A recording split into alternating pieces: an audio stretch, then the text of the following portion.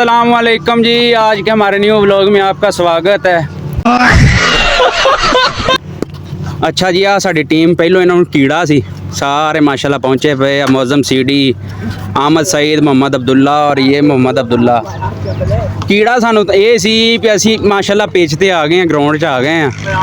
ठीक है, अगली टीम सानू एवें ट्रक दी बत्ती मगर लाई पई है। आ साडा प्लेयर माशाल्लाह काका मोहम्मद उस्मान जो कि एवें खाली बल्ले जे घमाई जा रहे हैं। हाँ जी सर, ਤੁਹਾਡੇ ਕੀ ਵਿਚਾਰ ਨੇ? बस किड़े विचार है आज तो बाद सानू कीड़ा नहीं उठेगा। अच्छा, कभी नहीं टाइम ना पहुंचांगे। ओके करो, लेट ही पहुंचांगे। ओके करो सर, ओके करो। पूछो। हाँ जी हैप्पी साहब, सर आपके क्या विचार हैं?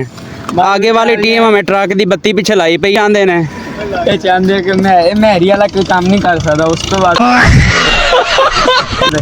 की आने काम करता है पता चलता है।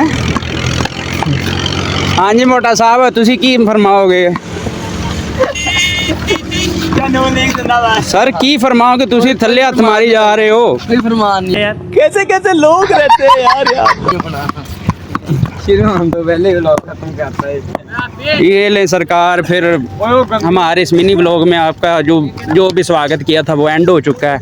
लिहाजा मेहरबानी फरमा के आपने आज के बाद क्रिकेट वगैरह की गांड नहीं मारनी।